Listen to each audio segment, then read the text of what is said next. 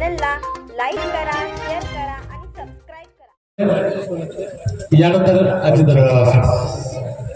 सभेला उपस्थित असणारे मंत्रिमंडळातील आमचे ज्येष्ठ मंत्री आणि हसन मुश्रीफ साहेब, दुसरे आमचे राज्याचे कृषी मंत्री आणि बीड जिल्ह्याचे पालकमंत्री धनंजय मुंडे साहेब, आपल्या लोकसभा मतदारसंघाचे खासदार संजय मंडलिकजी, ज्यांनी आपल्याला आता मार्गदर्शन केलं, कार्यक्रमाचे अध्यक्ष आहेत ते आपले लोकप्रिय आमदार राजेश नरसिंहराव पाटील, आज आवर्जून कार्यक्रमाला उपस्थित असणारे ए.वाय. पाटील, बाबासाहेब पाटील असुर्लेकर, श्रीमती पाची काणेकर नगरीच्या नगराध्यक्ष, उपनगराध्यक्ष फिरोज मुल्लाजी, दयानंद काणेकर बँकेचे चेअरमन प्रवीण वाटंगी, तसंच अभय देसाई मार्केटचे चेअरमन, तानाजीराव गडकरी, भिकू गावडे, बाळू चौगुले, झाकीर हुसेन नाईक, अभिजित गुरबे, रोहित वाटंगी, दिलीप चंदगडकर, शिवानंद उंबरवाडी, विजय कडूकर, आनंद हळदणकर, नूरजान नाईकवाडी, माधुरी कुंभार, संजीवनी चंदगडकर, महिताब नाईक, संजना कोकरेकर, प्रमिला गावडे, ममताज बी मदार, अनिता परीट, अनुसया दाणी, नेत्रदीपा कांबळे, सचिन नेसरीकर, अनिकेत घाडगे, गजानन पिळणकर, हाजी शहाबुद्दीन नाईक, अनेक माझ्या चंदगड परिसरातील जमलेले प्रतिष्ठित नागरिक, महिला, तसंच पत्रकार मित्र, शासनाचा विविध खात्याचा उपस्थित असणारा अधिकारी वर्ग आणि जमलेल्या माझ्या तरुण मित्रांनो, खरं तर या चंदगडच्या परिसरामध्ये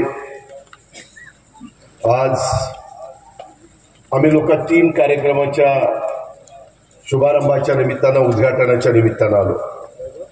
एक चंदगड नगरपंचायत प्रशासकीय इमारतीचं भूमिपूजन, 5 कोटी रुपये खर्च करून या शहराच्या वैभवामध्ये भर घालणारी अतिशय दिमागदार वास्तू आपण इथं उभी करू पाहतोय आणि त्याच्यातून या शहराचा कारभार आमच्या नगराध्यक्ष, आमचे उपनगराध्यक्ष आणि नगरसेवक, नगरसेविका, चीफ ऑफिसर यांनी अतिशय चांगल्या प्रकारे करावा, सुविधा तिथं असाव्यात, काम करायला सोपं जावं, अशा प्रकारची ती दिमागदार इमारत त्याचं आज भूमिपूजन केलेलं आहे, तिथं प्लॅन देखील दाखवलेला आहे।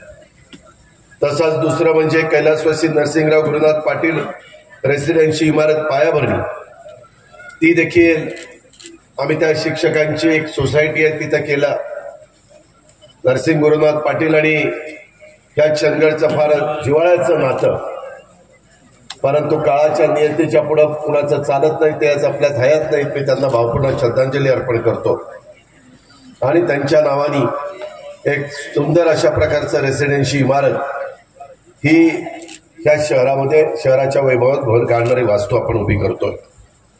शिवसृष्टी लोकार्पण कार्यक्रम, इथं आमचे अनिकेत घाडगे आहेत, त्यांनी मला ते सगळं फिरून दाखवलं, म्हणले दादा इथं तयार झालेला मावळा बाहेर गेल्यानंतर लात मारेल तिथं पाणी काढण्याची धमक त्या मावळ्यात निर्माण झाली पाहिजे, अशा पद्धतीनं घडवण्याचं काम इथल्या मुलांना ते करणार आहे। बाहेर छत्रपती शिवाजी महाराजांचा अश्वारूढ पुतळा आहे, खरं तर त्याचं आज अनावरण करायचं होतं, पण काहीतरी एक परवानगी कुरकोळ राहिली। मला जर सांगितलं असतं तर ईमेलवर देखील मी त्यावर परवानगी मागवली असती, हरकत नाही। माझे राजेश पाटलांना, माझ्या ऑफिसचे इथं असणारे चोबे आणि हनुमंत पाटलांना सूचना आहे की मी आता मुंबईला जाणार आहे, उद्या आमचा राष्ट्रवादी युवक काँग्रेसचा मेळावा आहे आणि परवा मी मुंबईत आहे, त्यावेळेस मला आठवण करा। युगपुरुष छत्रपती शिवाजी महाराजांचा 19 फेब्रुवारीला शिवनेरीच्या किल्ल्यावर पुण्यामध्ये जुन्नर तालुक्यात राजमाता जिजाऊंच्या पोटी हा कर्तबगार अशा प्रकारचा रयतेचा राजा, हिंदवी स्वराज्याची ज्यांनी स्थापना केली त्यांचा जन्मदिन आहे, तो उत्साहाने आपण साजरा करत असतो।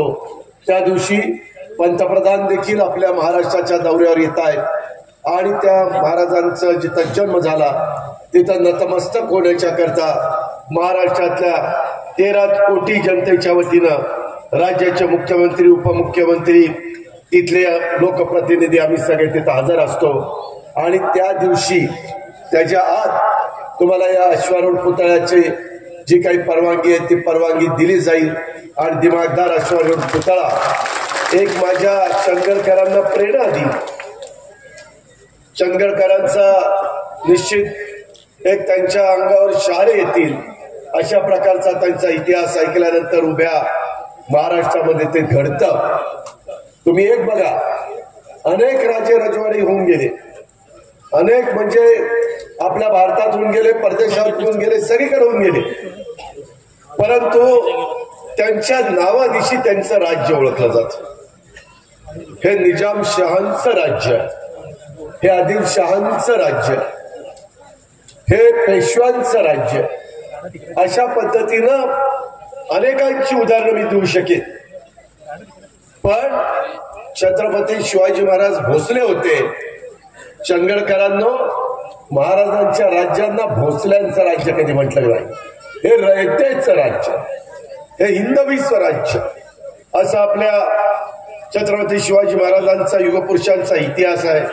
तो इतिहास पुढं वर्षानुवर्ष असाच तरुणांना तरुणींना समाजाला प्रेरणा देत राहील आणि त्याच्यातनं एक तुमच्या माझ्या महाराष्ट्रामध्ये जातीय सलोखा निर्माण करण्याचं काम, 18 पगड जातीला 12 बलुतेदारांना एकत्र आणण्याचं काम महाराजांनी केलं.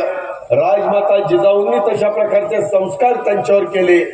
त्यांच्या पोटी जन्माला आलेले छत्रपती स्वराज्य रक्षक संभाजी महाराज यांनी देखील त्यांच्या कारकिर्दीमध्ये त्यांना तसा बघितलं तर काळ फार कमी मिळाला, परंतु अनेक लढाया त्यांनी त्या काळामध्ये जिंकल्या. अतिशय कर्तबगार राजा म्हणून संभाजी राजांची पण ओळख आहे. त्यांचं वडूप तुळापूर आमच्या शिरूर तालुक्यामध्ये तिथं जवळपास 300 कोटी रुपये खर्च करून आपण त्यांचं समाधी आणि फार चांगल्या प्रकारचं स्मारक, जे स्मारक दर्शन करता समाज येईल तिथं नतमस्तक झाल्यानंतर महाराजांची एक त्या काळातली प्रेरणा त्यांच्या मनामध्ये जागृत होईल आणि त्याच्यातून एक चांगल्या पद्धतीनं तो स्वतःची वाटचाल करेल. अशा प्रकारचं काम महायुतीच्या काळामध्ये आपण त्या ठिकाणी करतोय. तिथलंही टेंडर झालंय, तिथंही आता भूमिपूजन आम्ही करणार आहोत. तिथंही काम दिलेलं आहे. तुम्ही कॉन्ट्रॅक्टरला सांगितलं काम सुरू कर, वेळ पडली तर पायाभरणी करू, परंतु आता छत्रपती संभाजी महाराजांच्या स्मारकाच्या करता वेळ दवडता कामा नये. तुम्हालाही पुढे झाल्यानंतर अवश्य पाहायला तुम्ही या, अशा प्रकारचा तुम्हाला विनंती पुणे जिल्ह्याचा पालकमंत्री यांना तरी मी या निमित्तानं करतो. आपल्या सर्वांच्या साक्षीनं आज माझ्या चंदगडच्या परिसरामध्ये अनेक विकास कामांची भूमिपूजन लोकार्पण झालं असं मी जाहीर करतो. मित्रांनो, मला सगळ्यांनी सांगितलं येताना आम्ही हेलिकॉप्टरमधनं देखील बघत होतो. अतिशय निसर्गाने इथं हिरवा शालू अंतरल्यासारखी निसर्गाने उधळण केलेली आहे. काही साईट राहिलेल्या ज्याचा उल्लेख मगाशी नरसिंह गुरुनाथ पाटलां आपल्या राजेश पाटलांनी केला. त्याच्यामध्ये मुश्रीफ साहेबांनी वजरता उल्लेख केला, खासदार साहेबांनी मला चॉपरमध्ये सांगितलं आणि त्यामध्ये मी ताबडतोब MKBDCला म्हणजे महाराष्ट्र पुस्तककोरे महामंडळाला सूचना दिल्यात की मला 8 दिवसामध्ये त्याच्याबद्दलची इत्थंभूत माहिती, ही पाणी उपलब्धतेचं काय, किती गावं तिथं धरणामध्ये जाऊ शकतात, किती जणांचं पुनर्वसन करावं लागेल, किती जमीन माझ्या शेतकऱ्यांची जाईल, किती जमीन माझ्या वन खात्याची जाईल, काय आणखीन तिथं वेगळ्या समस्या आहेत का, त्याच्याबद्दलचा अहवाल मागितलेला. मित्रांनो, आम्हाला काम करायला आवडतं. मी तुम्ही अनेकदा बघता, मी सकाळी 6 वाजल्यापासून लोकांची कामं करत असतो. वेगवेगळे हे विकास चाललेला असतो, तिथं साईटवर जातो. पिंपरी चिंचवड असू द्यात, पुणे असू द्यात, बारामती असू द्यात. मला जर वाटलं की इथं सकाळी 6ला जायचं, सुट्टीचा दिवस असला तरी अधिकारी माझ्या बरोबर येतात, संबंधित जे कोणी त्याचं काम करत असतात ते बरोबर असतात, पदाधिकारी बरोबर असतात. मला काम स्वच्छ, चांगलं, निर्मळ आणि ग्रामीण भागात बोलायचं म्हणजे तर दोरी गोळंब्यात लागतं. कुठं मला हेट खपत नाही. मी मग ते कुणाची तिथं भाडबीड ठेवत नाही. मी माझा स्वतःचा विचार करत आहे, मी समाजाचा विचार करतो. अनेक वर्ष तुम्ही सगळ्यांनी आमच्यासारख्या कार्यकर्त्याला महाराष्ट्रामध्ये संधी दिली, आमदार म्हणून दिली, खासदार म्हणून दिली, राज्यमंत्री म्हणून दिली, मंत्री म्हणून दिली, विरोधी पक्ष नेता म्हणून दिली, 5-5 वेळेला उपमुख्यमंत्री म्हणून दिली. आम्ही सत्तेला हपापलेलं नाहीये, परंतु लोकांचे प्रश्न सुटले पाहिजे. मागं पहिल्यांदा 1-2 वर्ष करोनामध्ये गेली, त्याच्यानंतरच्या काळामध्ये करोना आपण मुकाबला केला, करोना परतवला, परंतु काही जीवाभावाची माणसं मात्र आपल्याला सोडून गेली. हे दुःख, हे वेदना निश्चितपणे तुम्हाला मला आहे. मी त्या सर्वांना इथं श्रद्धांजली अर्पण करतो. परंतु मित्रांनो, या सगळ्या बाबतीमध्ये काम करत असताना पुढे विकास झाला पाहिजे. राजेश पाटलांची पहिलीच टर्म होती. पूर्वी संध्याताईंनी इथलं प्रतिनिधित्व केलं, त्याच्या आधी बाबा कुपेकरांनी केलं, नरसिंह गुरुनाथ पाटलांनी केलं, श्रीपतराव शिंदेंनी केलं, अशा अनेकांनी मतदारसंघाची फेररचना वेगवेगळ्या बर्मू पाटलांनी केलं, अशा अनेकांनी वेगवेगळ्या पद्धतीने इथलं प्रतिनिधित्व केलं. परंतु नरसिंह गुरुनाथ पाटलांच्या नंतर त्यांचा राजकीय वारसा असल्यामुळं आमच्या राजेश पाटलांनी तिथं लक्ष घातलं, मुश्रीफांनी त्यांना साथ दिली. आम्ही सतत मदत चांगल्या प्रकारे करण्याचा प्रयत्न चालवला. त्याच्यात करोडो रुपयाची कामं आपण केली. आज देखील हे 5 कोटीचं काम, तिकडचं काही कोटीचं काम, अशी वेगवेगळी कामं ही तिथं चाललेली आहेत. मला उदळ टाकताना, नारळ फोडताना राजेश पाटलांनी सांगितलं, दादा हे आमच्या नगरीच्या नगर इमारत आहे नगरपंचायतीची, आणि त्याच्यामुळं इथं सगळ्या गोष्टी झाल्या पाहिजे. म्हणलं काय पाहिजे? ते म्हणले 5 कोटी रुपये ह्या इमारतीला कंपाऊंड करायला आणि फर्निचरला लागतील. मी जाहीर करून टाकतो, 5 कोटी रुपये दिले आणि अजूनही 5 कोटी रुपये देतो, 10 कोटी रुपये देतो. गावातले रस्ते बिस्ते पण चांगले करून घ्या. त्याच्यामध्ये आज तुमच्या सगळ्यांच्या आशीर्वादामुळे आम्ही सरकारमध्ये, तिजोरी अर्थ मंत्रालय एकनाथराव शिंदे, देवेंद्र फडणवीसांनी माझ्याकडे दिलेलं आहे. डीपीसीला पण दरवर्षीपेक्षा मगाशीच मी मंडलिक साहेबांना सांगितलं, तुम्हाला 20% जादा निधी दिलेला आहे. कारण निधी दिल्याशिवाय कामं होणार नाही, लोकांचे प्रश्न सुटणार नाही. सगळी सोंग करता येतात, पैशाचं सोंग नाही करता येत. हे आपण नेहमी व्यवहारामध्ये बघतो. आणि त्यामुळं मी ह्या कोल्हापूर जिल्ह्याच्या करता हे सगळं करायचं ठरवलेलं आहे. फक्त माझी कोल्हापूरकरांना, चंदगडकरांना, गडिंग्लजकरांना, आजराकरांना, कागलकरांना सगळ्यांना विनंती आहे की बाबांनो, दिलेला पैसा हा समाजाचा टॅक्स रूपाने आलेला पैसा आहे. पै ना पै सत्कारणी लागली पाहिजे. कुठं वेडेवाकडे तिथं प्रकार होता कामा नये, कुठं तिथं भ्रष्टाचाराच्या बद्दल ऐकता कामा नये. ह्या प्रकारचं काम करा. काम दर्जेदार केलं तर किती सुंदर काम होतं हे आपण अनेक ठिकाणी जाऊन बघू शकता. आणि त्याच्यामुळं त्या प्रकारचं काम आपण सगळ्यांनी करावं अशी माझी आपल्याला सगळ्यांना आग्रहाची विनंती आहे. आज आपल्या चंदगड, कडिंग्लज या परिसराला एक ऐतिहासिक अशा प्रकारचं महत्व आहे. स्वराज्याचे सेनापती म्हणून प्रतापराव गुजर यांनी नेसरी येथे केलेला पराक्रम आजही आपल्याला प्रेरणा देतो. त्या काळामध्ये तिथंही त्यांचं स्मारक करण्याचा प्रयत्न आम्ही केला. बाबा कुपेकरांनी खूप आग्रह केलेला होता. चंदगडमध्ये उभं राहत असलेले शिवस्मारक देखील आपल्या सर्वांना प्रेरणा देणार आहे. आतमध्ये तालीम देखील, तिथं मातीचा आखाडा केलेला आहे, मलकामाची व्यवस्था केलेली आहे.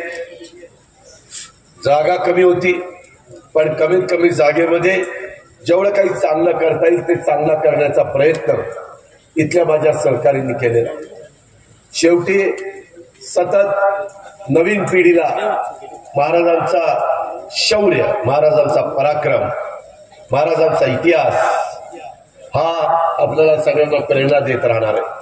आणि त्याच शिवशाहू फुले आंबेडकरांच्या विचारांनी आम्ही महायुतीमध्ये समाविष्ट झालेलो. आम्ही विचार कुठं सोडलेला नाहीये. आजही सरकारमध्ये असताना मागच्या पुरवणी मागण्यामध्ये मी जाणीवपूर्वक त्याच्यामध्ये मौलाना आझाद महामंडळाचं भागभांडवल वाढवलं. त्याच्यामध्ये मौलाना आझाद महामंडळामध्ये अटी थोड्या किचकट होत्या. मला सहकाऱ्यांनी सांगितलं, दादा इतर महामंडळाच्या सारख्या अटी राहिल्या तर जास्त आमच्या मुलामुलींना फायदा होईल. त्या अटी दुरुस्त करण्याचं काम आपण केलं. आपल्या वक्फ बोर्डाच्या जमिनीच्या बद्दल खूप काही तक्रारी येत होत्या. काही जण स्वतःच तिकडच्या जमिनी कुठं विकायचे, काही जण बळकवायचे, काही जण लाटायचे. ते बंद करण्याच्या करता एक समिती केली. त्याला मुश्रीफ साहेब पण होते, आम्ही सगळे होतो, अब्दुल सत्तार होते, इतर कार्यकर्ते होते. आणि त्याच्यातून एक चांगला निर्णय घेण्याचं काम या महायुतीच्या सरकारने केलं. अल्पसंख्याक विभागाला अधिकचा निधी आम्ही या पुरवणी मागण्यामध्ये दिला. कारण माझा मागासवर्गीय समाज असू द्या, माझा आदिवासी समाज असू द्या, अल्पसंख्याक समाज असू द्या, माझा भटका समाज असू द्या, समाजातल्या प्रत्येक घटकाला ओबीसी असेल किंवा सर्वसाधारण असेल, त्याला वाटलं पाहिजे की हे राज्य माझा विचार करताय, माझ्याकरता काही योजना राबवताय. माझ्या मधल्या गरीबाला, ज्यांची इकॉनॉमी कमी आहे, आर्थिक दृष्ट्या ते सक्षम नाही, त्यांच्याही मुलाला मुलीला शिकण्याचा हक्क आहे, अधिकार आहे. म्हणून त्यांचा हक्क देण्याच्या करता शासनाच्या कडून त्यांचे फी आणि त्यांचे जे काही शिकण्याच्या करता लागलेला पैसा आपण देतो. एवढ्यावरच आपण थांबलेलो नाहीये. त्याच्यामध्ये हॉस्टेल्स वेगवेगळ्या भागामध्ये आपण निर्माण करतो.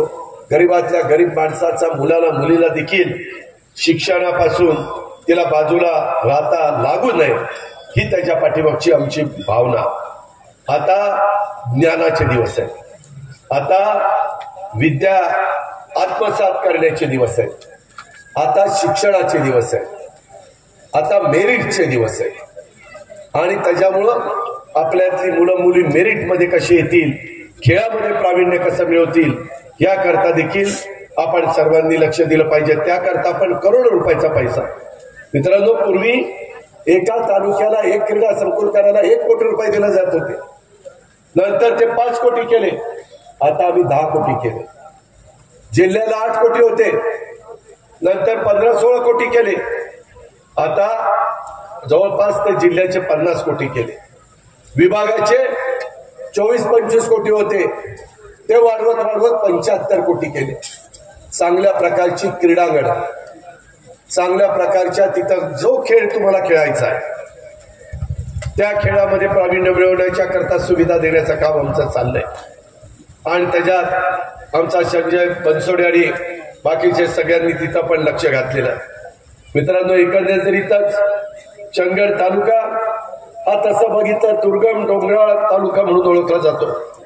मात्र मागील काही वर्षापासून राजेश पाटील इथलं प्रतिनिधित्व करायला लागल्यापासून इथं विकासामुळं मोठा बदल होत असताना दिसतोय. चंदगडच्या जनतेनं आपलं निसर्ग परंपरा त्या जपत पर्यावरण पूरक विकासाला प्राधान्य दिलेलं आहे. कोल्हापूर जिल्ह्यात पर्यटनाला मोठी संधी आहे. त्यात चंदगड असेल, त्यात माझा आजरा असेल, हा निसर्ग संपन्न तालुक्याचा देखील सहभाग महत्वाचा आहे. मगाशी राजेश पाटील सांगत होते, काही कार्यकर्ते सांगत होते, आमचे दयानंद काडेकर सांगत होते, दादा इकडनं एक रस्ता तुम्ही केला तर मला वाटतं गोवा 45 किलोमीटरवर पडेल, बरोबर ना? आणि त्याच्यातून इथलं चित्र बदलेल, पर्यटनाला रोजगार वाढेल. माझा चंदगड आजरा गडिंग्लजचा मुलाला मुलीला कुठेतरी दुसरीकडे जावं लागणार नाही कामधंद्याच्या नोकरीच्या निमित्तानं. त्याकरता आता ॲन्युटी या वेगवेगळ्या पद्धतीनं मला राजेश पाटील त्याच्याबद्दल मी सोमवारी किंवा मंगळवारी मुंबईत आहे तेव्हा आठवण करा, मी त्याचा अंतर्भाव त्यामध्ये करून देतो आणि तुम्हाला त्याच्यामध्ये मदत करतो. शेवटी एक कडेचा तालुका, खरं तर आजही सीमा प्रश्न सुटलेला नाहीये. सीमा भागातल्या माझ्या जनतेला मदत झाली पाहिजे, आम्ही त्याबद्दलचे निर्णय घेतो. मी मुश्रीफांना पण सांगितलं, राजेश पाटलांना सांगितलं, काही मराठी शाळा त्या माझ्या आत्ताच्या कर्नाटकाच्या हद्दीत आहे, पण तिथं त्यांना महाराष्ट्रात यायचं आहे. तिथं काही अडचणी आहेत, त्या अडचणी दूर करण्याच्या करता निधीची गरज आहे. त्याबद्दल पण मला सांगा, तिथंही आपण त्या बाबतीतला निधी देऊ. आरोग्य धडधाकट ठेवण्याच्या करता पण आपण फार चांगल्या प्रकारची आरोग्याची सेवा देतोय. आता तुमच्या माझ्या राज्यात सगळं काही वैद्यकीय शिक्षण कुणाच्या हातात आहे? ते हसन मुश्रीफांच्या हातात आहे. प्रत्येक जिल्ह्यामध्ये मेडिकल कॉलेज काढायचं चाललंय, दर्जेदार मेडिकल कॉलेज. हजार कोटी रुपये आम्ही खर्च करतोय. आता परवा कोल्हापूरचं किती खर्च करतो? 1000 कोटी. कोल्हापूरमध्ये आज तुमच्या भागातला लोकप्रतिनिधी त्या विभागाचा मंत्री झाल्यामुळं त्यांच्या एका निर्णयामुळे, एका सहीमुळे 1000 कोटी रुपयाचं तुमचं हॉस्पिटल होतं. शेवटी गोरगरिबांच्या, माझ्या मुलांना, आया बहिणींना, आमच्या पुरुष मंडळींना तिथं किफायतशीर दरात मोफत उपचार मिळाले पाहिजेत. त्यांचं आरोग्य चांगलं राहिलं पाहिजे. वेगवेगळे आजार, कधी कुणाला वाटलं होतं का कोरोना सारखा आजारी? पण आला, जगाला त्यांनी त्या ठिकाणी वेढलं आणि त्याच्यात कितीतरी जण आपल्याला सोडून गेले. असा प्रसंग येतो. पूर्वी सांगायचे देवीचा आजार आला होता. अशा वेगवेगळे आजार वेगवेगळ्या काळामध्ये आलेले. आपण काळजी घेतली पाहिजे, आपण तंदुरुस्त राहिलं पाहिजे, व्यवस्थितपणे आहार निर्व्यसनी राहिलं पाहिजे. त्याच्यामध्ये साधू संतांनी तोच विचार मांडलेला. उगीच कुठंतरी संध्याकाळ झाली म्हणजे चंद्रावर जायची गरज आहे असं नाही. त्याच्यापेक्षा चांगलं त्या ठिकाणी आपल्या इथला पांढरा रस्सा, तांबडा रस्सा कसं काय लागतो ते तर ठिकाणी घ्या, परंतु निर्व्यसनी राहा. हे मी अतिशय आवर्जून तुम्हाला त्या बाबतीमध्ये सांगेन. आज चंदगड तालुक्यामध्ये रोजगार, कृषी विकासाला चालना मिळावी म्हणून आम्ही काजू उद्योगाला चालना देण्यासाठी गेल्या अर्थसंकल्पामध्ये काजू फळ प्रक्रियेला जवळपास 1325 कोटी रुपयाची तरतूद केलेली होती. यापैकी पहिल्या टप्प्यात 625 कोटीच्या खर्चाला मान्यता दिली. हे काम युद्ध पातळीवर चालावं असा माझा प्रयत्न आहे. चंदगड आजरामधला काजू जगप्रसिद्ध होता, त्याला राष्ट्रीय आंतरराष्ट्रीय बाजारपेठ मिळावी. तुम्ही बघा, परदेशातल्या काजूची चव आणि आपल्या चंदगड आजऱ्याची चव, आपली चव जसं देशी गाईचं दूध आणि संकरित गाईचं दूध फरकच आहे. आमच्या पुण्यात संकरित गाईच्या दुधाचा तो 500 रुपये किलो आणि देशीचं 2500 ते 3000 रुपये किलो. संकरित गाईचं दूध 30-32 रुपये किलो लिटर आणि आमच्या देशी गाईचं दूध 75 ते 100 रुपये लिटर. आज तुमच्या इथं काय निसर्गाने तुम्हाला दिलेलं कळायला मार्ग नाही. आमच्या इथं म्हैस असली आणि त्या म्हशीचं दूध काढलं की तिची फॅट 6 आणि चंदगडमध्ये आणून बांधली आणि इथली माती, इथलं गवत, हिरवळ कडबा किंवा कडवळ मकवान घातलं तर ही जी फॅट आहे 8 फॅट आहे 8. एवढा फरक आहे. एवढं इथं ऊसामध्ये पण रिकव्हरी जास्त आहे. खूप काही त्याच्यामध्ये आपल्याला निसर्गाने दिलंय, आपण घ्यायला शिकलं पाहिजे. आज आपल्यातले काही कारखान्यामध्ये अडचणीत आले, त्याचं आत्मपरीक्षण केलं पाहिजे. आम्ही तुमच्यापेक्षा रिकव्हरीला कमी, तुमची रिकव्हरी 12.5 असेल तर आमची 11.5 असते.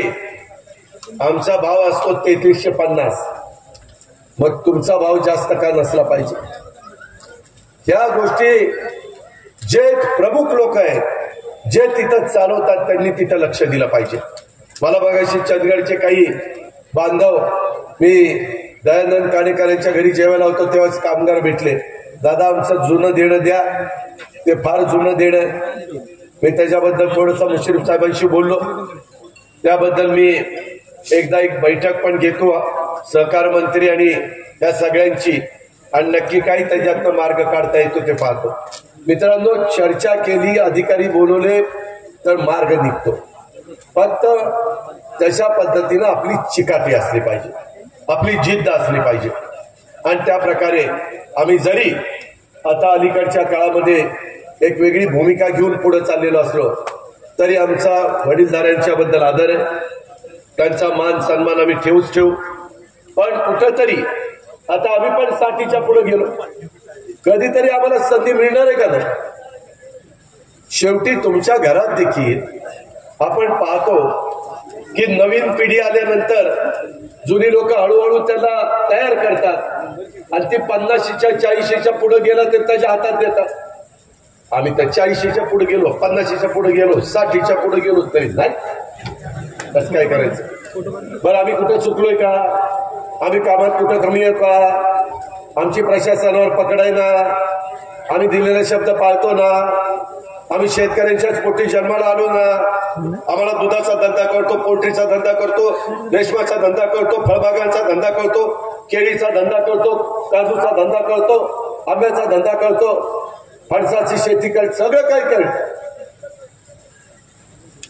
आम्ही. पण शेवटी तुम्ही काय मी काय कोणीच आईच्या पोटातलं शिकून येत नाही. रोज नवीन नवीन शिकायचा प्रयत्न करायचा असतो. आज महिलांच्या बद्दल आमच्या आदिती तटकरे महिला बाल विकास मंत्री 4थं महिला धोरण आणलेलं आहे. त्याच्यामध्ये महिलांना संधी मिळाली पाहिजे.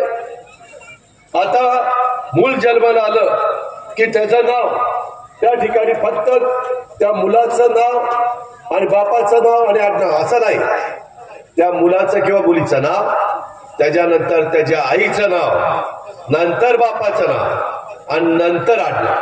काय हरकत? आईनं जन्म दिला ना, 9 महिने 9 दिवस तिने पोटात सांभाळायचं आणि नाव मात्र माझं. अरे पट्या, ही कुठला कायदा? त्याच्याकरता बदल केलाय. काय कुणाला वाईट वाटायचं कारण नाही. शेवटी मी बघितले गेल्या 40 वर्षात मित्रांनो, मला येईल राजकारणात येऊन जवळपास 32-33 वर्ष झाली. जे राष्ट्र, जे देश जिथं महिलांना वेगळी वागणूक दिली जाते ते देश मागे राहिले. आणि ज्या देशामध्ये महिलांना पुरुषांच्या बरोबरीनं वागवलं जातं, मान सन्मान दिला जातो, आर्थिक सक्षम केलं जातं, त्याच्यामध्ये निर्णय प्रक्रियेमध्ये घेतलं जातं. आता पण मला दयानंद काणेकर सांगत होते, आमच्या प्राचीताई व्यवसाय काजूचा बघतात, काजूचा सगळा बिझनेस ते बघतात. तर कोणतरी म्हणलं मुश्रीफ साहेब का कोण, मग नगराध्यक्ष कोणते म्हणले तिथं काम 2 तासाचंच आहे. म्हणजे आज भगिनी 2-3 तासात इथलं काम करून तिचा स्वतःचा बिझनेस बघती, एवढी महिला कर्तृत्वान आहे की नाही? मात्र आपले दयानंद इकडं तिकडं फिरत असतात सगळीकडे.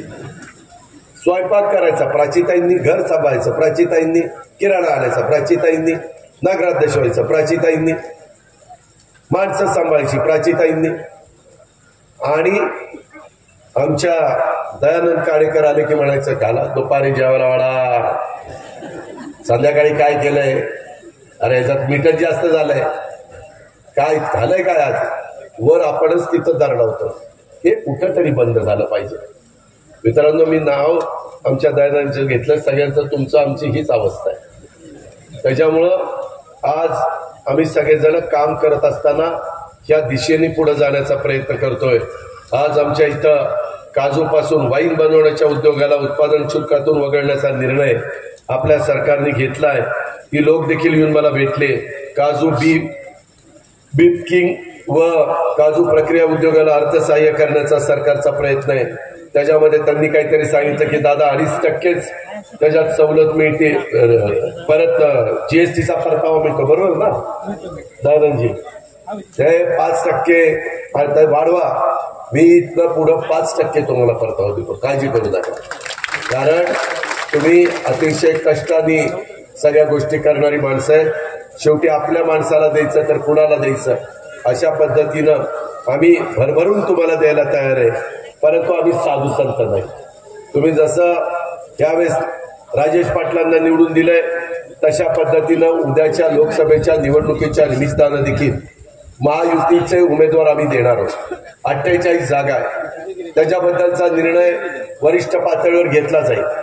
तो घेतल्यानंतर देशाचे पंतप्रधान तिसऱ्यांदा नरेंद्र मोदी साहेबांना आपल्याला करायचं आहे. त्यांनी देशाला 10 वर्षामध्ये प्रगतीच्या मोठ्या प्रगती त्या ठिकाणी करून दाखवली आहे.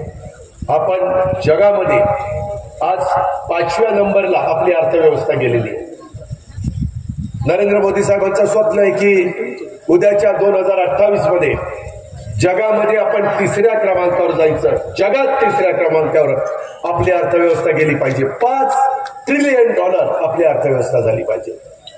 त्यांनी जसं $5 ट्रिलियन अर्थव्यवस्था करण्याचं स्वप्न पाहिलंय तसं आम्ही महाराष्ट्राची अर्थव्यवस्था $1 ट्रिलियन झाली पाहिजे. हे सगळं करत असताना आम्ही खूप योजना आणतोय. आता केंद्राची योजना, ज्याला पद नाही काही नाही त्याला 10,000 रुपये द्यायचे. त्याला 10,000 रुपये छोटा व्यवसाय करायचा, त्याच्यातनं त्याचे पैसे फिटले की त्याला 20,000 रुपये देणार बिनव्याजी, ते त्यांनी फेडायचे. त्याला नंतर 50,000 रुपये देणार. अशा पद्धतीनं छोटे छोटे व्यवसाय करून पुढे येण्याचा प्रयत्न प्रत्येकाने केला पाहिजे. ते आपलं महायुतीचं भूमिका आहे. एनडीए सरकारचं त्या प्रकारे समाजाच्या पुढे विचार मांडलाय. आज कुठल्याही परिस्थितीत सगळीकडं गुण्या गोविंदांनी आपण नांदायचं. कुठेही वाद नको, कुठेही मतभेद नको. सगळे आपण भारतीय आहोत या भावनेतनं मी आपल्याला सगळ्यांना सांगतो, मी अल्पसंख्याक समाजाला पण सांगतो, तुमच्या सुरक्षिततेच्या करता आम्ही सरकारमध्ये त्या ठिकाणी बसून अतिशय योग्य पद्धतीचे निर्णय घेत राहू. तुम्ही अजिबात तिळमात्र शंका मनामध्ये बाळगू नका. कुणालाही भीती वाटण्याचं कारण नाही. आम्ही सगळेजण सर्वांच्या पाठीशी, कुणालाही तिथे एकटं सोडणार नाही. याबद्दलची भूमिका मित्रांनो आमची सगळ्यांची आहे. चंदगडच्या ऐतिहासिक भूमीत विविध विकास कामाचं भूमिपूजन लोकार्पण करत असताना मला स्वर्गीय नरसिंहराव गुरुनाथ पाटील चंदगड तालुक्याचा सहकार, शैक्षणिक, राजकीय, सामाजिक क्षेत्रात त्यांचं योगदान कोणी विसरू शकणार नाही. एक लढवय्या नेता अशीच त्यांची ओळख होती. सरपंचापासून त्यांनी राजकीय कारकिर्दीला सुरुवात केली. पंचायत समितीचा सभापती असेल, चंदगड सहकारी संघाचे अध्यक्ष असतील, कारखान्याचे चेअरमन असतील, कोल्हापूर जिल्हा मध्यवर्ती सहकारी बँकेचे चेअरमन असतील, राज्य साखर संघाचे प्रतिनिधित्व असेल, अशी विविध पदं त्यांनी भूषवली. या मतदारसंघाचा प्रदीर्घ काळ नेतृत्व करताना त्यांनी विकास कामाचं मोठं जाळं निर्माण केलेलं होतं. स्वर्गीय नरसिंह गुरुनाथ पाटील यांचा राजकीय सामाजिक वारसा आता राजेश पाटील सक्षमपणे चालवतात. या गोष्टीचा मला आनंद आहे. मला आठवतंय एक तर निवडणूक नरसिंह गुरुनाथ पाटील 8 मतांनी जिंकली, सॉरी 11 मतांनी जिंकली. अशा पण निवडणुका झाल्या, ह्याची पण आठवण आल्याशिवाय त्या ठिकाणी राहत नाही. चंदगडकरांनी आज तर मला काही कळलंच नाही, सकाळी आमचा सत्कार, आता आमचा सत्कार चंदगड नगरपंचायत आणि नागरिकांच्या वतीनं त्या ठिकाणी करण्याचं आयोजन आहे. सुरुवातीला मी त्याच्याबद्दल चंदगडकरांचे मनापासून आभार मानतो, धन्यवाद देतो. गेल्या वर्षी बरोबर 1 वर्षापूर्वी 8 जानेवारीला मी इकडे आलेलो होतो. त्यांनी मोठ्या आपुलकीने चंदगडकरांनी प्रेमाने माझा नागरी सत्कार केला होता. त्यावेळेस मी राज्याचा विरोधी पक्ष नेता होतो, परंतु सत्कार केल्यानंतर आम्ही पुन्हा सत्तेमध्ये आलो आणि राज्याचा उपमुख्यमंत्री झालो. चंदगडकरांचा सत्कार मला पावतोय, त्याच्यामुळं असं म्हणायला हरकत नाहीये. आता तुम्ही माझा सत्कार केलेला आहे. माझ्या चंदगडकरांचं प्रेम, आशीर्वाद आता माझ्या पदरात आणखीन काहीतरी चांगलंच टाकेल असा विश्वास मी बाळगतो. पुढच्या वेळेस कोणत्या भूमिकेत चंदगडकर माझा सत्कार करतील याची मला सुद्धा उत्सुकता आहे. यातला गमतीचा भाग सोडा, पहिले तुम्ही आमदार द्या, मग बाकीचं बघतो मी काय करायचं. ज्या जिल्ह्यात तुम्ही 2च आमदार दिलेत, एक कसा बसा अपक्ष दिला, 3च आमदार, असतं कसं चालू. आम्ही 10 आमदार देतोय एका जिल्ह्यातनं। आमच्या यांनी धनंजयनी मला वाटतं 4 आमदार दिले, मागच्या वेळेस त्यांनी 5 दिले होते, बरोबर ना? 5 नाही, मागच्या वेळेस 5 त्याच्यात 5-1 झालं होतं। अरे 4-5 काय होतं काय बघू, मागून मागतोय 4-5।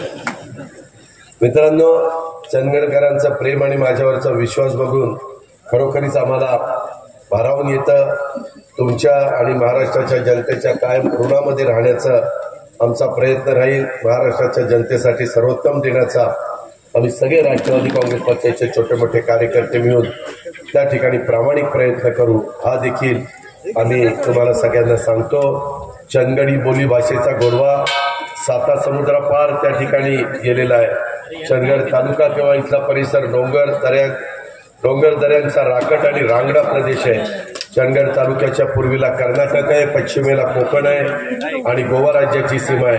कन्नड आणि कोकणी या 2 वेगवेगळ्या भाषा, त्या बोलीचा शेजार आणि त्यांच्याशी रोजचा व्यवहार असल्याने इथली स्वतंत्र अशी चंदगडी भाषा किंवा चंदगडी बोली भाषा तयार झालेली आहे। चंदगडी भाषेवर फक्त कन्नड आणि कोकणी भाषेचाच प्रभाव नाही, तर त्याच्यामध्ये इंग्रजी, पोर्तुगीज भाषा देखील चंदगडी बोलीवर प्रभाव टाकतात। या बोली भाषेला UGC सारख्या केंद्रीय संस्थेने 4 वर्षापूर्वी मान्यता दिलेली आहे। चंदगडी बोली भाषेचा अभ्यासात समावेश केला। या चंदगड नगर पंचायतीच्या माध्यमातून प्राचीताई तुम्ही असाल, तुमचे सगळे सहकारी असतील, आमचे त्या ठिकाणी फिरोज मुल्ला असतील, सगळ्यांनी अतिशय चांगलं काम करण्याचा प्रयत्न करा। आम्ही दिलेला पैसा तुम्ही सत्कारणी लावा, मी त्याच्यामध्ये पुढच्या वेळेस आणखीन देण्याचा प्रयत्न करेल, त्याबद्दल तुम्ही काही काळजी करू नका। भरभरून देण्याची आमची दानत आहे, तशा पद्धतीने आमचं काम आहे, हे देखील मी तुम्हाला सगळ्यांना सांगतो। एकंदरीतच त्या सगळ्या कामाच्या दृष्टिकोनातनं माझ्या लोकांनी काही अडचणीची निवेदन पण मला दिली, त्याचा उल्लेख मगाशी राजेश पाटलांनी मगाशीच सांगितलेला आहे की मी आचारसंहिता लागायच्या आत वेळेत परतफेड करणाऱ्यांना 50,000 रुपये देणार आहे। त्याच्यामध्ये मगाच्या सभेत बोललो म्हणून त्याचा उल्लेख केला नाही, मुश्रीफ साहेबांनी त्याचा केला म्हणून रिपीट करायला नको, परंतु तुम्ही खुटा हलवून मजबूत करून घेतलेला आहे। त्याच्यामुळं त्यांनी सांगितलं तरी मी पण सांगतो की आचारसंहिता लागायच्या आत, मी आत्ताच सांगितलं, येणाऱ्या कॅबिनेटला तो विषय आणा आणि ते वर्षामध्ये 2दा तुम्ही उचलता अशी काहीतरी जी अडचण झालेली आहे त्याचा खरा फटका माझ्या कोल्हापूरला बसला आहे।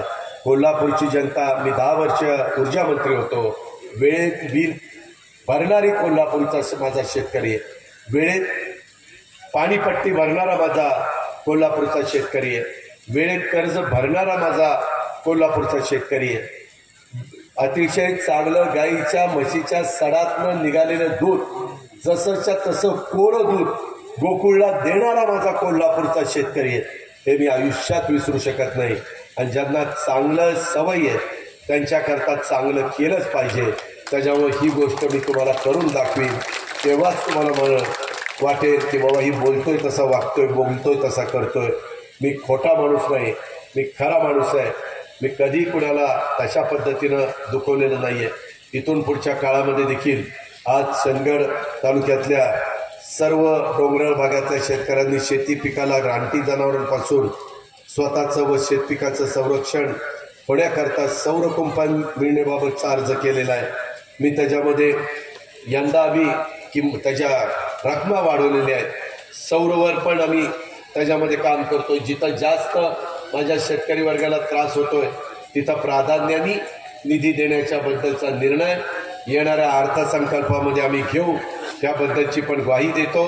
मीटर रिडिंग प्रमाणे वीज बिल आकारणी करून वीज बिले मिळण्याबाबत माझी विनंती आहे की आता आम्ही टप्प्याटप्प्याने सोलर पॅनलवरच आपली इलेक्ट्रिक पंप चालला पाहिजे।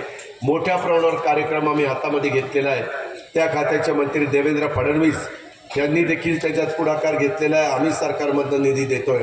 या प्रकारे एकनाथराव शिंदेच्या नेतृत्वाखाली हे महायुतीचं सरकार, देवेंद्रजी, मी, मुश्रीफ, धनंजय, आम्ही सगळे मिळून अतिशय चांगल्यातलं चांगलं काम कसं करता येईल हा आमचा सगळ्यांचा प्रयत्न आहे। कुठल्याही खोट्या नाट्या प्रचाराला बळी पडू नका. काही जण नुसती उकाळ्या पाकळ्या काढतात, काही जण नुसतं एकमेकाची उणीधुणी काढत बसतात, काहींना नुसते वाचाळविरी झालेले आहेत. प्रत्येकाचं काही ना काही, त्यांना कुठलंही चांगलं काम केलं तरी त्याच्यामध्ये खोटच दिसती, अशी काही लोक आहेत. पण त्यांचा जास्त विचार न करता समाजाचं भलं कोण करतंय, आपल्यालाच सरकार म्हणून मदत कोण करतंय, ह्याच गोष्टीचा विचार करा. आणि आमच्या राजेश पाटलांनी बरेच दिवस, एक दिवस मला द्या. खरं तर आत्ता पण मुंबईला गेल्यानंतर एक माजी आमदार आपल्या पक्षामध्ये असंख्य कार्यकर्त्यांना घेऊन आपल्या राष्ट्रवादी काँग्रेस पक्षामध्ये प्रवेश करतात. त्याच कार्यक्रमाला मला, मुश्रीफांना आणि आमच्या धनंजय मुंडेंना जायचं आहे. म्हणून मी आता इथनं निघतो. परंतु ज्या उत्साहाने माझ्या चंदगडकरांनी आमच्या सगळ्यांचं स्वागत केलं आहे, बहिणींनी जे काही फुलांच्या पाकळ्या आमच्यावर टाकल्या किंवा त्या पद्धतीनं स्वागत केलं, खरोखरीच आम्ही भारावून गेलेलो आहे. हे तुमचं स्वागत मी आयुष्यात कधी विसरणार नाही, त्याबद्दलचा शब्द देतो. आणि तुमच्या विकास कामाला निधी पण कुठं कमी पडून देणार नाही, ही पण खात्री देऊन थांबतो. जय हिंद, जय महाराष्ट्र.